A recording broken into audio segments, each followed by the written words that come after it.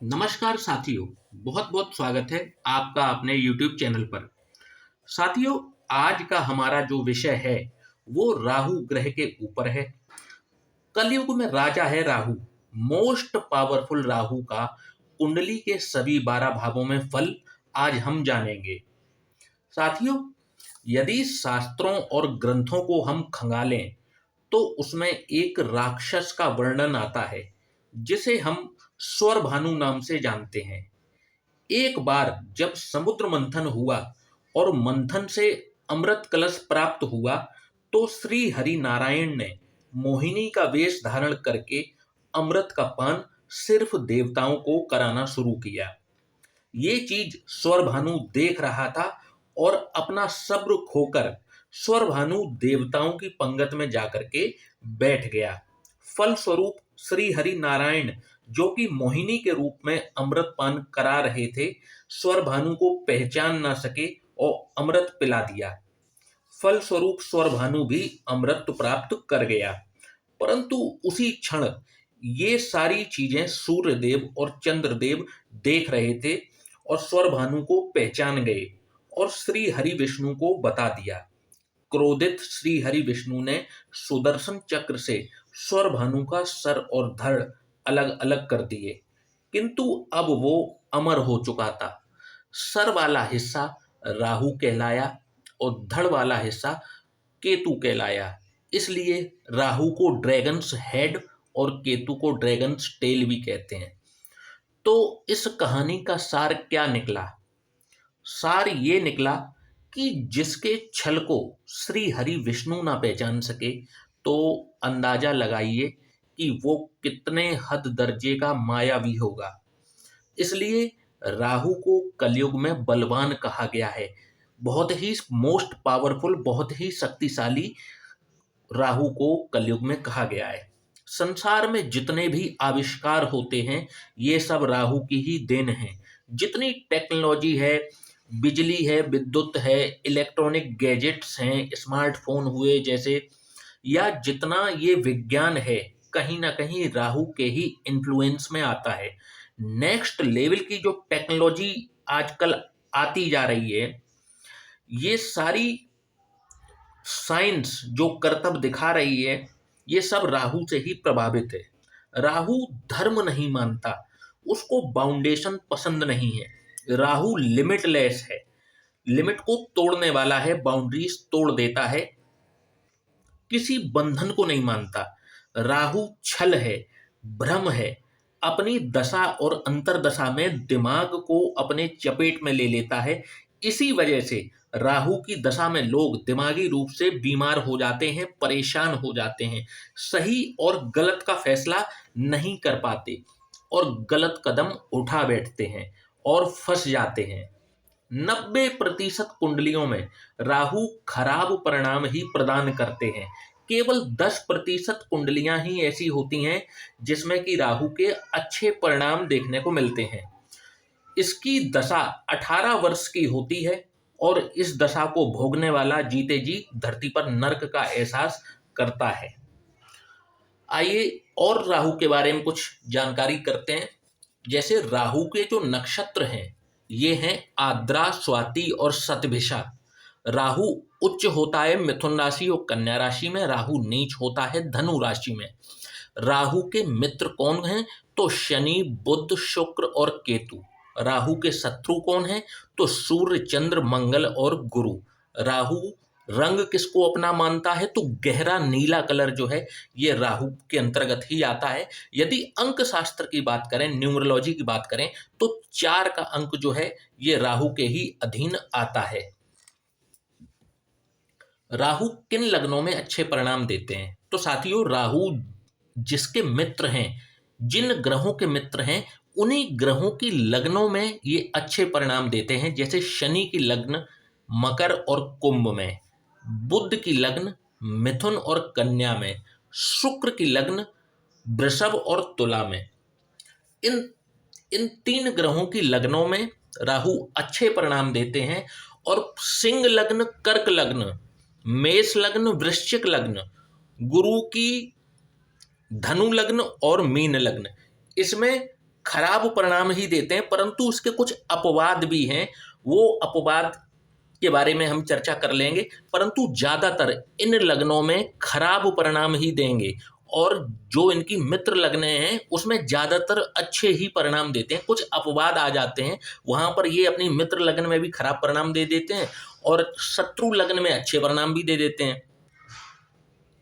तो साथियों, आइए देर ना करते हुए अब अपने वीडियो की शुरुआत करते हैं और जान लेते हैं कि राहु ग्रह कुंडली के विभिन्न 12 भावों में किस प्रकार के परिणाम प्रदान करते हैं। शुरुआत करते हैं लग्न से। यदि किसी व्यक्ति के लग्न में ही राहु विराजमान हो जाएं तो कैसा परिणाम दिखाते हैं। जब भी लग्न में राहु विराजमान हो तो ऐसा व्यक्ति अपने दिमाग का ऐसा प्रयोग करता है, ऐसा प्रयोग करता है और ज़्यादा मामलों में गलत प्रयोग ही करता है। वह झूठ को भी इतनी सफाई से बोलता है कि आपको शायद सच से भी ज़्यादा उस पर विश्वास हो जाए। यदि राजनीतिक भाषा में कहना चाहूँ तो किसी बात का प्रोपोगेंडा कैसे बनाया जाता है, ये लग्नगत राहु वाला जातक ही आपको बता सकता है, जिसके लग्न में राहु हो। भारत के कई ऐसे बड़े नेता हुए, राजनीति में धुरंधर हुए, रणनीतिकार हुए, जिनके कहीं ना कहीं लग्न में राहु विराजमान थे। ऐसा व्यक्ति जो होगा वो किसी से मतलब किसी से भी पंगा ले लेता है, लड़ाई मोल लेकर के बैठ जाता है। उसको शायद ये नहीं पता कि सामने वाला कितना पावरफुल है, और यदि पता भी हो तो उसको कोई फर्क नहीं पड़ता। इनको पंगा लेना है तो लेना है, चाहे सामने वाला पावरफुल ही क्यों ना हो और चाहे वो इनका कुछ भी बिगाड़ने में सक्षम क्यों ना हो। ये बात यदि जानते भी होंगे ना तो भी पंगा ले लेंगे। हकीकत से बिल्कुल बेपरवाह होते हैं, मतलब हकीकत की दुनिया में नहीं जीते हैं, स्वप्न की दुनिया में जीना पसंद करते हैं। वर्तमान से इनका कोई मतलब नहीं होता, हमेशा भविष्य के सुनहरे सपनों में खोया रहना पसंद करते हैं। इस प्रकार का रिजल्ट राहु यहाँ पर देते हुए देखे जाते हैं। शिक्षा के लिए ये राहु की प्लेसमेंट बिल्कुल भी अच्छी नहीं होती, ना ही ये विवाह के लिए प्लेसमेंट अच्छी होती। देखिए क्यों? क्योंकि राहु को 3 दृष्टियां प्राप्त हैं, 5, 7 और 9। जब भी लग्न में विराजमान होंगे, पंचम दृष्टि से शिक्षा भाव को देखेंगे, सप्तम दृष्टि से विवाह स्थान को देखेंगे, नवम दृष्टि से भाग्य स्थान को देखेंगे। तो यहाँ पर शिक्षा को कहीं ना कहीं बाधित करने का कार्य करते हैं। आपके वैवाहिक जीवन में भी देखा जाए तो वैचारिक मतभेद जीवन साथी के साथ में कराते हुए देखे जाते हैं, और व्यक्ति को धर्म के प्रति भी अरुचि पैदा कराते हैं जब भी लग्न में विराजमान हो। साथियों, बात करेंगे यदि राहु द्वितीय भाव में विराजमान हो तो कैसा रिजल्ट दिखाते हैं। तो साथियों, ऐसा व्यक्ति जिसके द्वितीय भाव में राहु विराजमान हो तो इनका जो भाग्योदय होता है ये जन्म स्थान से बहुत दूर जा करके ही होता है। यदि ये जन्म स्थान पर ही बने रहते हैं तो इनका कभी भी भाग्योदय नहीं हो पाता और इनके प्रॉब्लम्स बढ़ते ही चले जाते हैं। यदि ये कुंडली मिलान करके विवाह नहीं करते हैं, कुंडली मिलान कर लें तब तो ठीक है, परंतु यदि ये कुंडली मिलान करके विवाह नहीं करते हैं तो इनको या तो संतान देरी से होती है या फिर संतान से संबंधित कोई ना कोई पीड़ा, कोई ना कोई परेशानी इनको जीवन भर बनी रहती है। इनका जो स्वयं का अपना परिवार होता है वो इनका साथ देना तो दूर की बात रही, इनसे दुश्मनी मोल लेकर के बैठा रहता है। ये जितने कटुवाणी के नजर आते हैं और आपको लगता है कि अरे ये व्यक्ति बहुत क्रोधी है, बहुत कड़वा बोलने वाला है, परंतु यदि आप हकीकत को जानेंगे तो ये व्यक्ति हृदय के बहुत ही साफ व्यक्ति होते हैं और इनके अंदर छल कपट नहीं होता है। जो इनके जुबान पर होता है वही इनके हृदय में होता है। साथियों, बात करेंगे यदि राहु तृतीय भाव में विराजमान हो, तृतीय भाव आपके छोटे भाई बहनों का भाव है, आपके पराक्रम का भाव है, तो जब भी राहु यहाँ पर विराजमान होते हैं तो ऐसा व्यक्ति अपने जीवन में अनुशासन को डिसिप्लिन को बहुत गहराई से पालन करता है। और ऐसा व्यक्ति अपने दोस्त भी ऐसे लोगों को ही बनाता है जो अनुशासन का पालन करते हों। ये जैसे आपको बाहर से दिखाई देते हैं, इसका आप समझ लीजिए ये ठीक उल्टे हैं। ये ऑब्जर्वेशन आपको खुद देखनी पड़ेगी। आप देखेंगे कि ये जो हमारी ऑब्जर्वेशन है बिल्कुल सटीक और एकदम खरी साबित होगी। इनका भी जो भाग्योदय है वो जन्म स्थान से बहुत दूर जाकर के ही होता है। लिखने पढ़ने के शौकीन होते हैं, चाहे छोटी ही सही। अपने घर में या अपने ऑफिस में ये लाइब्रेरी जरूर मेंटेन करते हैं, और जब भी इनको मौका मिलता है, समय मिलता है, ये किताबों के साथ समय बिताना पसंद करते हैं। अपने भाइयों के सामने न जाने इन्हें क्या हो जाता है कि ये लाचार से हो जाते हैं। अपनी सही बात भी अपने भाई बहनों से ये मनवा नहीं पाते। साथियों, बात करेंगे यदि राहु चतुर्थ भाव में विराजमान हो तो कैसा रिजल्ट दिखाएंगे। तो चतुर्थ भाव का राहु जो होता है, ऐसा व्यक्ति कभी भी ऐसे व्यक्ति की इच्छाएं पूरी नहीं होती। आप इनकी एक इच्छा को पूरा कर दीजिए तो दूसरी इच्छा को पूरा कर दीजिए तो तीसरी इच्छा। कहने का मतलब है इनकी जो इच्छाएं हैं इनको कभी भी पूरी हो भी जाएं तो भी इनको संतोष नहीं मिलता। दूसरी बात, ये दुखों को खोज खोज कर निकालते हैं।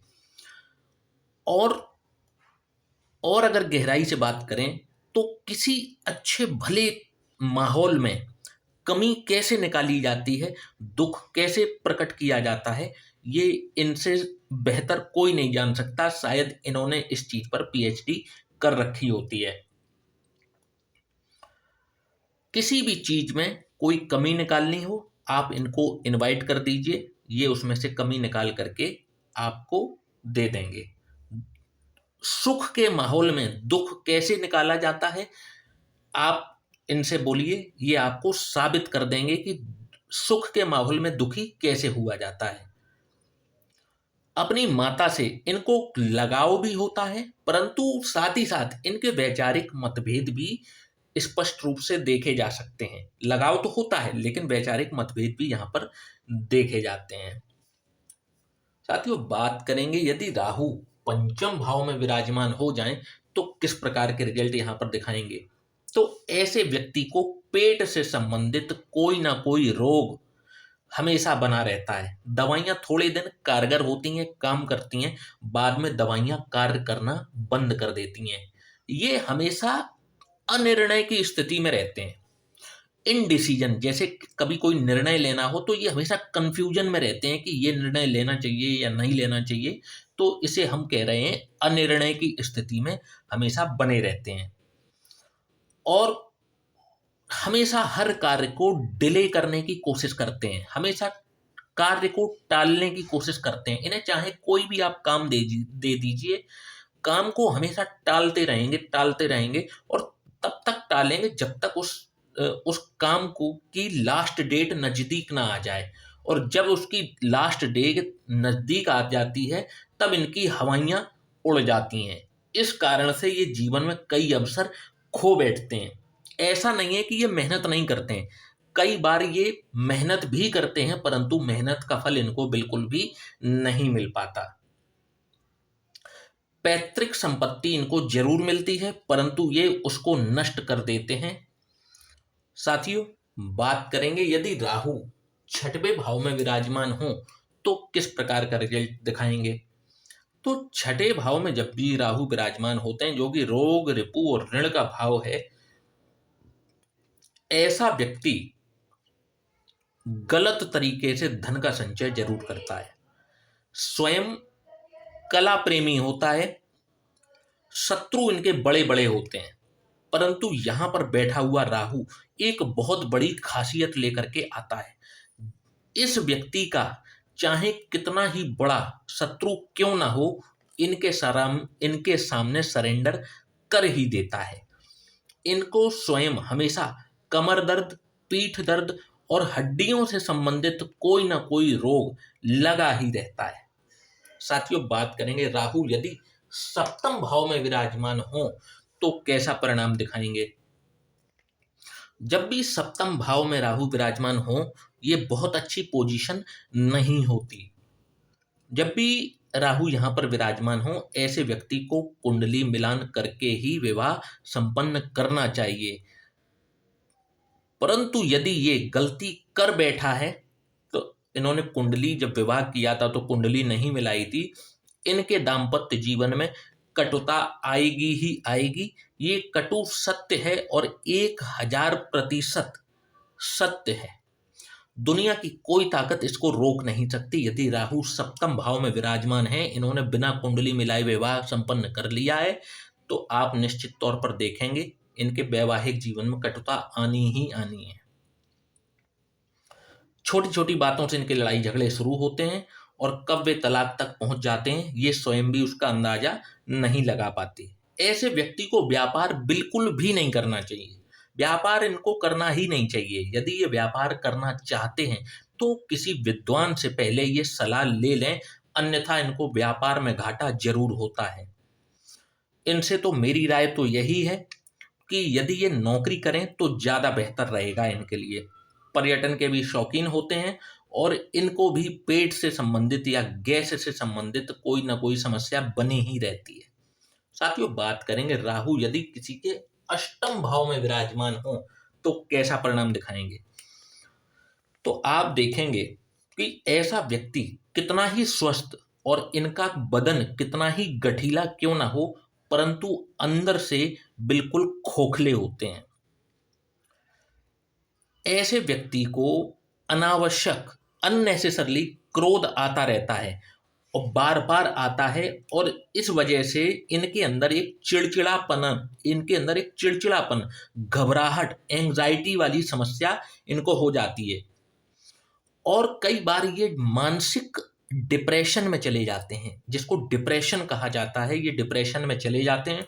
परंतु जब ये डिप्रेशन में जाएं और यदि ये मनोचिकित्सक से यदि सलाह लेते रहें समय समय पर, राहु की महादशा और अंतरदशा में यदि ये मनोचिकित्सक से परामर्श करते रहें, उनसे मिलते रहें, तो ये ठीक भी हो सकते हैं, ऐसी बात नहीं है।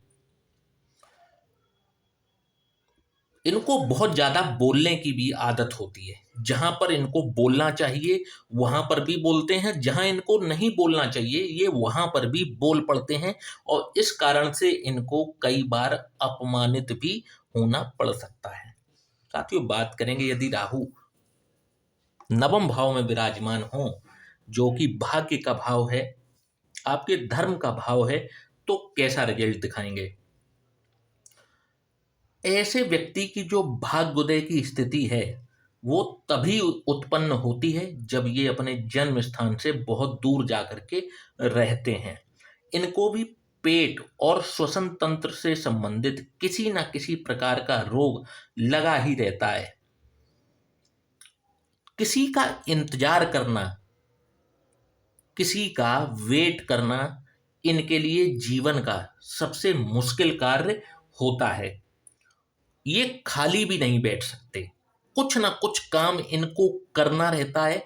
खाली बैठना इनके लिए दुनिया का सबसे बड़ा काम हो जाता है। एक इनको किसी का इंतजार करना हो और एक इनको खाली बैठना हो, ये खाली बैठ नहीं सकते। अपना दर्द कभी भी ये किसी को नहीं बतलाते, चाहे कितने भी परेशान क्यों ना हो, अपना दर्द बताना पसंद नहीं करते।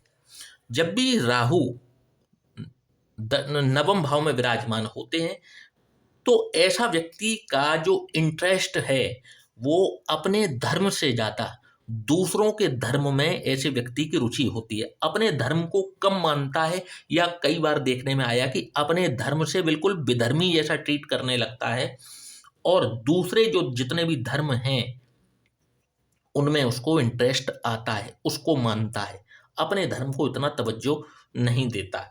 ऐसे व्यक्ति के पिता का जीवन यदि देखा जाए, या तो संघर्षपूर्ण रहेगा, संघर्षपूर्ण रहता है, और या फिर वे किसी न किसी ऐसे कार्य में लिप्त होते हैं जिसे यदि हम बात करें अपने अगर कानून की बात करें तो इल्लीगल इल्लीगल कार्य इनके पिता करते हुए या तो देखे जाते हैं, या इल्लीगल कार्य में लिप्त नहीं है तो उनका जीवन जो है बहुत ही संघर्षपूर्ण देखा जाता है। साथियों, बात करेंगे जब भी राहु दशम भाव में विराजमान हो तो कैसा परिणाम दिखाते हैं। तो कहते हैं कि राहु 10 में तो दुनिया बस में है, परंतु अब मैं आपको इस राहु की हकीकत बताता हूं। दशम में राहु जब भी विराजमान होते हैं, ऐसे व्यक्ति का जो कैरियर है उसमें भटकाव आना सुनिश्चित होता है। ऐसा व्यक्ति किसी कैरियर की शुरुआत कर देता है, कुछ दिन उसमें काम करता है, फिर ट्रैक चेंज कर देता है, फिर कभी नौकरी करने लगता है, कभी व्यापार करने लगता है, कभी ऐसे व्यक्ति को अनऑर्थोडॉक्स या जो इन मतलब इनके जो तेवर होते हैं बगावती तेवर होते हैं अपने परिवार से, जो काम इनके परिवार में होते हैं ये ठीक उसके विपरीत कार्य करते हैं। जैसे इनके परिवार का ट्रेडिशन है, बिजनेस फैमिली से ये आते हैं, तो आप देखेंगे कि जिनका दशम में राहु होगा हो सकता है ये नौकरी में चले जाएं, या हो सकता है ये सर्विस क्लास फैमिली से आते हैं जहाँ पर सब लोग नौकरी करते हैं, तो हो सकता है ये अपना बिजनेस खोल लें। मतलब कुछ ऐसा कार्य करेंगे जो इनकी फैमिली के विपरीत होगा। कई बार देखने में आता है इनकी अपने माता और पिता दोनों से ही नहीं बनती, और इनके माता पिता की भी इनसे नहीं बनती। इनके वैचारिक मतभेद उनसे निश्चित तौर पर होते हुए देखे जाते हैं। इनकी ना तो अपनी माता से बनेगी ना इनके पिता से बनेगी। इनके लिए एक हिदायत दी जाती है, जितना जल्दी इनको पता लग जाए ये चीज़ें, ये अपना जन्म स्थान को छोड़ करके अपने रोजगार के अवसर इनको दूर देश में तलाशने चाहिए। दूर देश मतलब अपने जिस सिटी में इनका जन्म हुआ है, जहाँ पर इनका निवास स्थान है, इनको वहाँ से छोड़ करके कहीं दूसरे शहर में जा करके इनको अपने रोजी रोजगार के अवसर तलाशने चाहिए। वहाँ पर ये ज़्यादा तरक्की करते हैं। दशम भाव का राहु राजनीति में बहुत फेवर करता है। यदि आप किसी संगठन से जुड़े हुए हैं तो ऐसा राहु जो है आपको किसी न किसी पद तक पहुंचाने में जरूर काम आता है। परंतु ये तभी है जब आप किसी राजनीति से जुड़े हुए हों, और राजनीति के लिए कुछ और कंडीशंस भी देखनी पड़ती हैं। दशम स्थान का राहु यदि मंगल के नक्षत्र में होता है, कई बार ये व्यक्ति को कर्ज तले दबाने का कार्य भी करता रहता है। अपनी दशा अंतरदशा में बहुत परेशान करता है यदि ये मंगल के नक्षत्र या मंगल की राशियों में विराजमान हो। साथियों, बात करेंगे यदि राहु एकादश भाव में विराजमान हो तो कैसा रिजल्ट दिखाएंगे। तो जब भी राहु एकादश भाव में विराजमान होते हैं तो आप देखेंगे ऐसे व्यक्ति की जो कार्य करने का तरीका होता है, एक तो इनके कार्य करने की गति जो है बहुत धीमी होती है, बहुत धीमे कार्य करते हैं ये, और तरीका जो होता है वो लोगों से हटकर होता है। दावा ये इस तरीके का करते हैं कि मैं जो भी कार्य करता हूं अलग तरीके से करता हूं, परंतु परिणाम इनको मिल नहीं पाते। कई बार ये शिक्षा या कंसल्टेंसी या ट्रेडिंग से संबंधित कोई ना कोई कार्य जरूर करते हैं, और यदि ये पार्टनरशिप में काम करते हैं, यदि ये पार्टनरशिप में रह करके काम करते हैं तो इनके साथ में धोखा जरूर होता है इनके पार्टनर के द्वारा। मेहनत करते हैं ये, और उस मेहनत का फल मौका आने पर इनका पार्टनर लेके चल बनता है।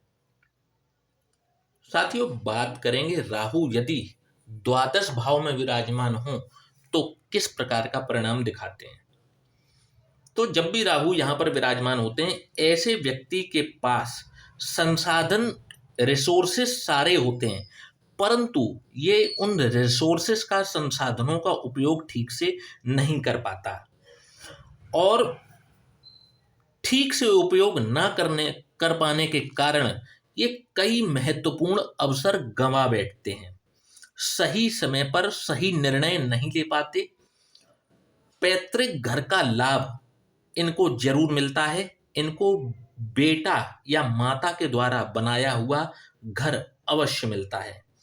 अपनी जो काम ऊर्जा है उसको ये व्यर्थ ही बहाने में बहुत माहिर होते हैं, और जिसका इनको आगे चल करके बहुत बड़ा शारीरिक कष्ट उठाना पड़ सकता है।